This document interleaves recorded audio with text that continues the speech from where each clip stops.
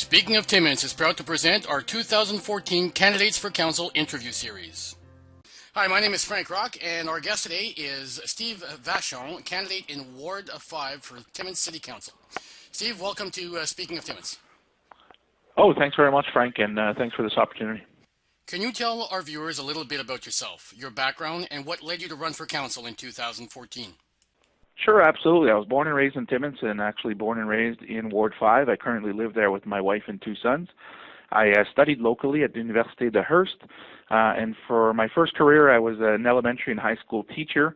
Did that for 9 years and moved on to work at the Timmins Chamber of Commerce for 4 years, and that's a place where I gained a lot of insight into Timmins business and economic development locally.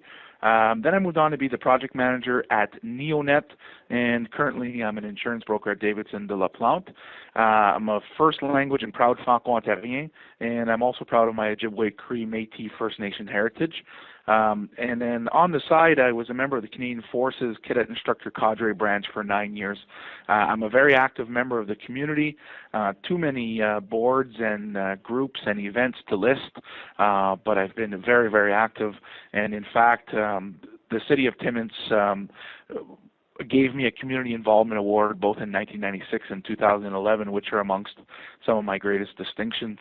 But the real reason why I put my name in for Ward 5 is, you know, I love this city, and I've always been a political enthusiast. You know, at middle school, I was a prime minister of my middle school. I was also prime minister of my high school, École secondaire catholique Thériault.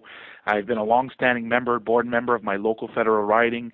You know, I'm part of the organizing committee for, you know, provincial and federal elections. In fact, I went to the Forum for Young Canadians in Ottawa in 1998, and then again as a staff member in 1999, learning about, you know, parliament and governmental procedures.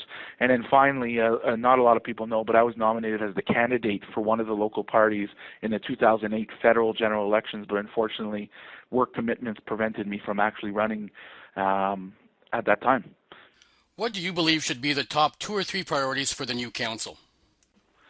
Should I be elected, I think first and foremost, one of the biggest priorities is the considerable happen. You know, Jack Watson's gone, Joe Torlone is close to retirement, and Tom Logren didn't seek re-election. So with less corporate knowledge available, it's important that the new council adopts a don't reinvent the wheel mentality. And most importantly, with regards to the 2011-2020 vision, or Timmins Vision Community Strategic Plan. This strategic plan has 30 proposed projects in it. You know, for a lot of them, you know, for half of them, they found leaders and community partners, and it's well under its way, but a lot of the other projects are not slated to start for a couple of years. Now, this group, this council will be there from 2005 to 2009, basically, and you know, we must, we can't, like I said, don't reinvent the wheel. We have to take this document. It's a result of an environmental scan, you know, a thorough SWOT analysis, comprehensive consultation and survey process. So, you know, the 5 strategic directions that came out of this plan, we're now at the final phase of it, and that's the implementation, and that to me is the most important part.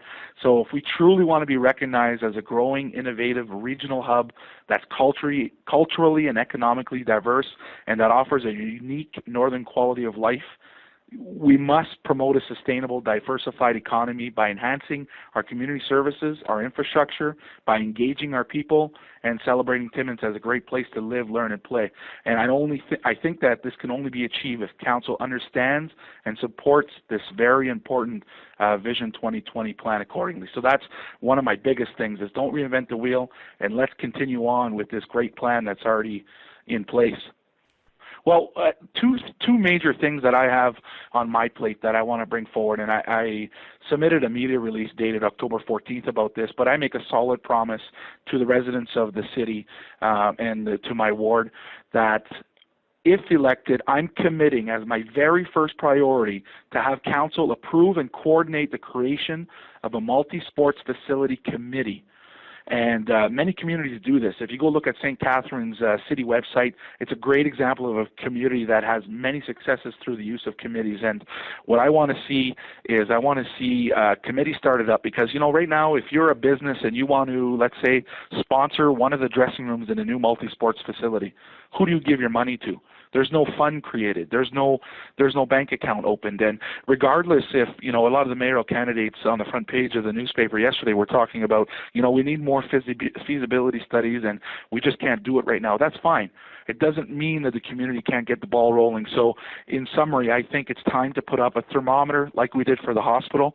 It's time to fill that. And, I'm ready to chair that committee if there's not a suitable volunteer. I'm ready to champion the idea, but I want to see a thermometer go up. I want us to start fundraising, and I want to be there, to erect that sign and also to help fill it. And the last thing, I guess, as a third thing would be, I have an idea, and I don't know why any politician, perhaps some have not already done this, is I want true feedback on my decisions. So let's take a very simple something that happened in the past. We were talking about flower beds downtown. I would like to have a site where my citizens of Ward 5, through some type of check and balances to make sure that it's actually them providing the feedback, just a quick thing saying, flower beds downtown, yes or no.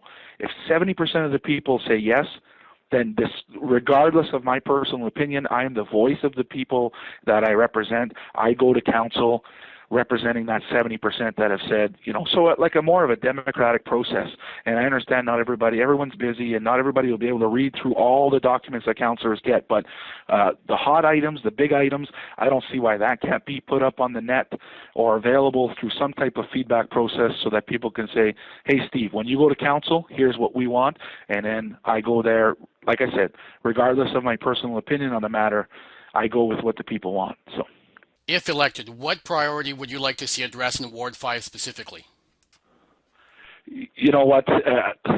I have to go back with the Vision 2020, and more specifically, one of the 30 projects there, it's actually 3 mini projects, but it was put into one document, is the cultural, recreation, and tourism plan. And I sat on the tourism part of that committee, and I also sat on the overall steering committee, and there is some really, really, really nice recommendations that were made. Not all are as costly as we think. Some of them are just waiting for a champion. So, you go and speak to the YMCA and say, here, this is one of the 100 recommendations made through the tourism, culture and recreation master plan. Could you guys champion this idea? Yeah, sure. And that moves on, So I think one of the things is to take that plan, which is really at the end of the day, it's quality of life. That's what it's all about. Better quality of life in our city. And one of the major proposals in there is a new multi-sports facility. And I've already talked enough about that to you this afternoon. Although the city, there's no way the city is going to come up with $10-15 million to do that. But let's start fundraising.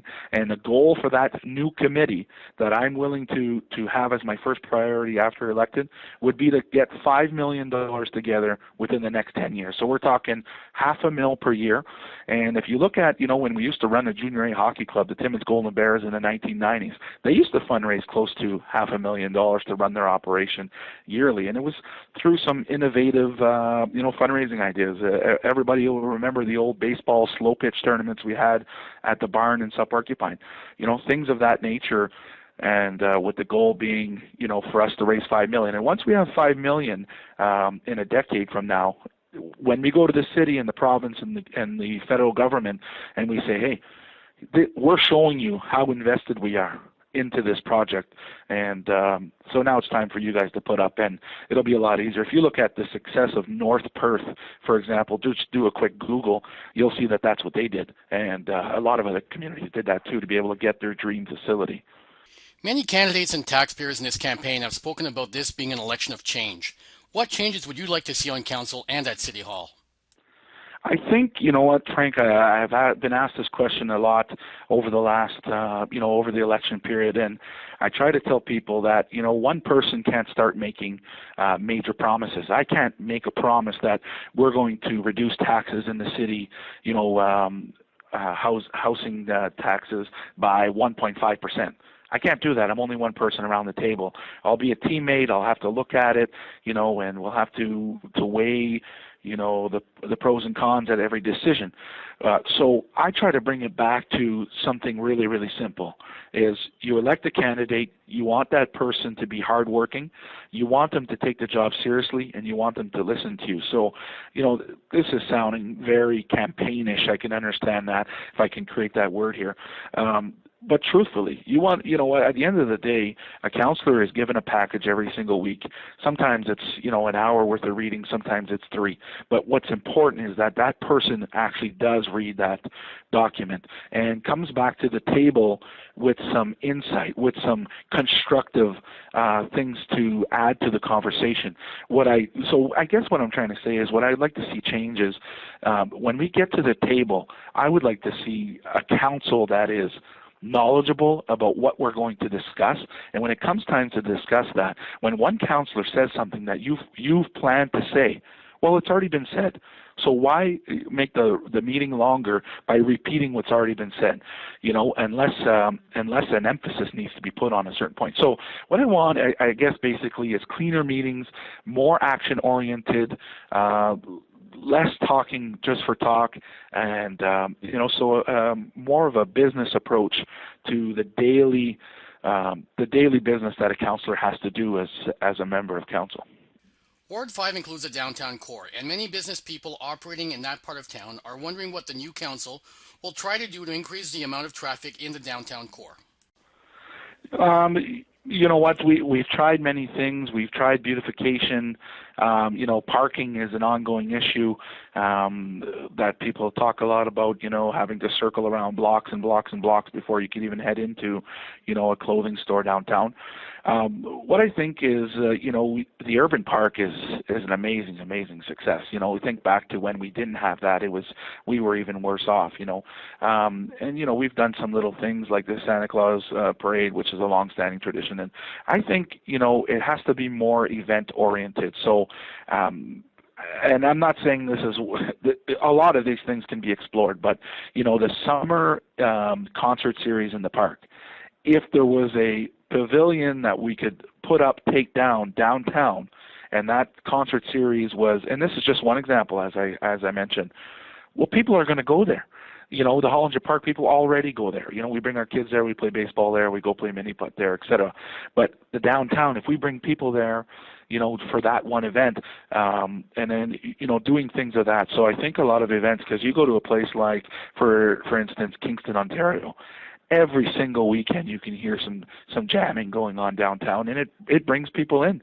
Whether you've thought about going there or not on that night, you end up kind of being brought in there because you hear it from your home, and so it's those types of things that I think are going to get people back downtown, because otherwise, there's some great shops. The road's in good condition. There's good lighting there. There's the beautification's there, and so. The only other thing that I can mention is maybe some of the larger buildings, if they do become vacant, that we can be constructive where possible, where we have an influence in making those a bit smaller. So if it's a big shop that could be put into maybe 3-4 shops, that would make it easier, because a lot of people go back to, hey, why does Rouyn-Noranda have such a vibrant, downtown? It's because it's small shops. It's affordable for them to rent their shop and to sell their goods. They don't have this big, huge overhead. So those are some of the ideas. Now it's time for our rapid fire questions, where we get to know the candidates a little better outside of their political opinions. What 3 living individuals that you have never met would you like to go out for dinner with? Wayne Gretzky. That's I'm huge on that. I was always a hockey fan, so Wayne Gretzky is for sure. I think I'd like to go out for dinner with the Prime Minister, Steve Harper. I think he's one of the greatest Prime Ministers we've ever had, so that would be for sure. And I'd have to put up Shania Twain. I've just heard about her personality and never had the chance to speak to her personally, so that would be great. What book should every person read in their lifetime? 1 Minute Manager. 1 Minute Manager is a very quick book. It can be read probably in one session before bed, and it's I think if everybody in the world read it, we would be a much more organized and task-oriented world. What has been your favorite travel destination? Favorite travel destination, I have to say, was my honeymoon in Cuba with my wife. What 1 or 2 items would people be surprised to see on your bucket list? That's a good question. I haven't really thought much about the bucket list, but I think, and it's going to sound campaignish, that word I created, but to have a brand new facility in Timmins, where my son, who we went skating for the first time on Saturday, my 3-year-old will be able to play in that new facility. So that's one that is to be part of the group that will see the ribbon cutting of a new multi-sports facility in Timmins. And that concludes this episode of the 2014 Candidates for Council interview series presented by Speaking of Timmins.